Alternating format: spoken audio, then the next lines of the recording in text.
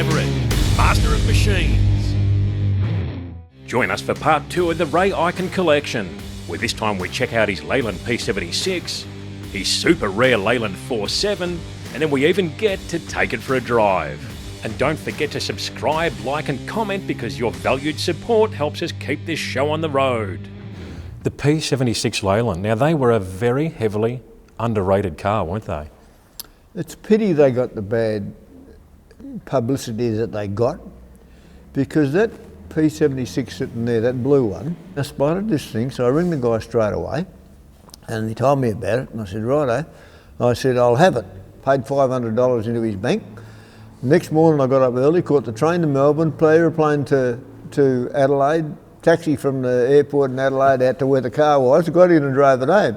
Arrived back home at 1:30 in the morning, much to my wife's disgust. She's driving a strange car in the middle of the, through the night that I didn't know anything about. But I'll tell you what, I stepped out of that car like I'd driven from just down the road.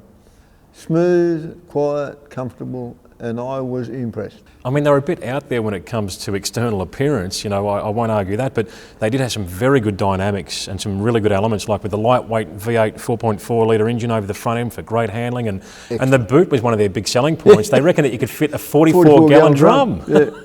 They were a very underrated car, and people come in and they say, oh, P38, they mean half a car. They're only half a car. And I go, you know, bristles the hair on the back of my neck straight away, and every time without fail I say, have you ever driven one? Oh no, I've never driven one.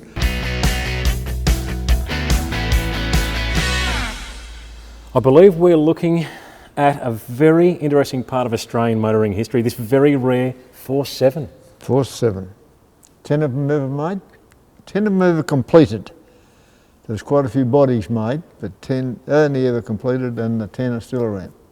I mean, the Leyland P76 was a very interesting car, but to have this sports variant, it was pretty iconic, wasn't it, in the day? Yeah, well, they reckon it would have made Leyland Australia, but Leyland England had obviously run out of money or something. I don't know what had happened, but they pulled the plug on it.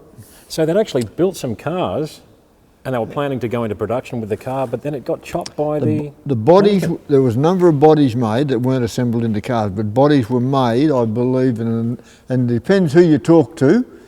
The stories I've heard anyway, this is only hearsay, there was somewhere between 30 and 60 bodies made.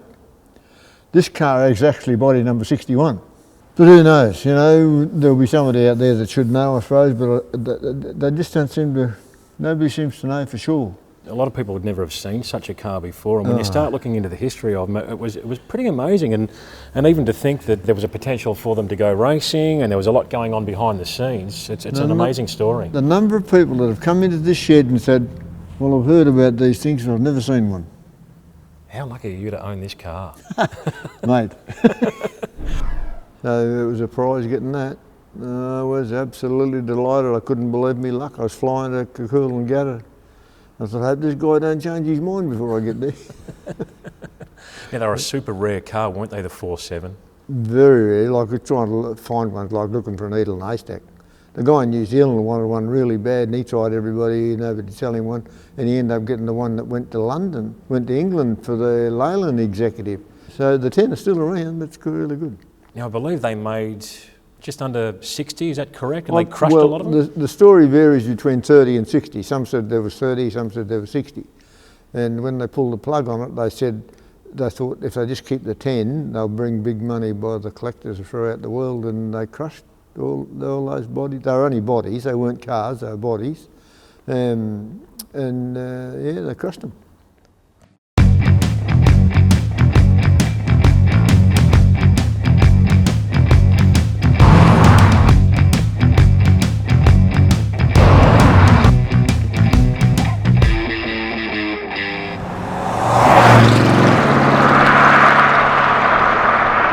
Wow, can you believe it? I'm driving a very, very rare Leyland Force 7. It's what I'd call the car that potentially never was. There was high hopes for this machine, and sadly, it never really happened. Now, it all dates back to the Leyland P76, or Project 1976, as they called it in the day. BMC and Leyland Australia were predominantly known for selling to the small car market. They wanted to get into the big car scene to take on Chrysler, Ford and Holden. They went to a lot of trouble to develop the P76. It was a $21 million investment back in the early 70s. It took 500,000 miles of testing and 5 years to get it from start to finish through to the showroom floor. It took the Australian scene by storm. Quite different in its appearance. Some people hated it, some people loved it. They nicknamed it the Wedge because it did look like a wedge with its interesting angled sloping style.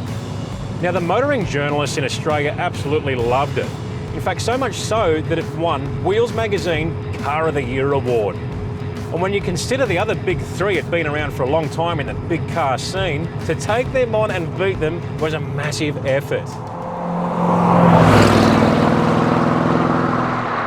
So people laugh at these cars today in many instances, but I tell you what, they've got no idea of how good they actually were back in those early 70s. I tell you what, it's got some poke, this little engine. And the suspension was quite good too for its day. It had McPherson struts up front, rack and pinion steering, but the thing I liked was that it had the all-aluminium 4.4 litre V8. Of course, they had a 6-cylinder option as well, but the V8 was top of the line. We all love a V8, don't we? That's for sure. It was only a small engine, but you've got to remember that it was very, very light. Made 192 horsepower, and with that lightweight engine hanging over the front end and the engine being set back upon the axle, it handled extremely well. It was very fuel efficient and had brilliant tyre wear.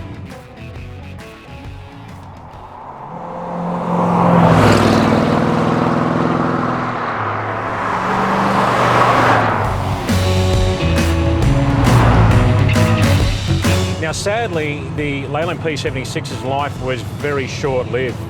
Within 2 years, it was dead and gone. Leyland was struggling a little bit here at the time, and you've got to remember too that the fuel crisis wasn't helping the big car market in the early 70s. Now, when that crisis happened in late 1974, the Force 7 was well into its life cycle and about to begin production. When it all got shot, they had to shut it down. What a shame. There was about 60 vehicles ready to rock and roll in the production process that we're using for prototyping and testing. Some being just in body format, others partially being assembled, and some more closer to being ready for road use. So what happened? They decided to sell them off. They crushed a whole bunch of them and had 10 left over. They thought if they auctioned off only 10 cars worldwide, they might get some big bucks from serious collectors. They were hoping to fetch somewhere near $30,000 to $35,000, which was a lot of money back then when you consider that the P76 was about a $4,000 or $5,000 car. Well, they went to auction and they didn't fetch anywhere near that amount of money. On average, they made about $6,000. So theoretically here, there is 8 cars that are actually surviving and being used on Australian roads. And this car is one of them. How's that? Now, the car was effectively based on the P76 when it came to drivetrain and suspension and what have we. They used that well-known format that was working successfully for them. But you know what excites me? They were thinking about going racing. It's all hearsay, of course, but I've got some solid information that tells me they were well into the development phase. They were going to build a high-performance version of this little 4.4 all-aluminium V8. They were talking about a large 4-barrel carburettor, cylinder head development, exhaust system work, and apparently all this was going on behind the scenes, up until that point where everything got shut down.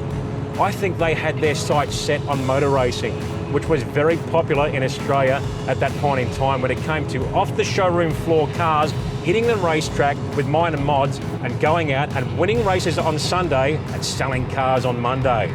I reckon Leyland wanted a piece of that action. And yes, it didn't have the big banging 351 V8s of the Falcon GTs and of course your 308 engine Tiranas and what have we. But that little 4.4 litre V8 in all aluminium would have been super light over the front end. The vehicle dynamics would have been absolutely sensational, handling fantastic, fuel efficiency great, and tyre wear. It'd be awesome over that race distance at Bathurst, and could very well have been near the top of the tree when that race finished. Who knows what these cars would have done? We can only ever wonder, sadly, and we'll never ever know.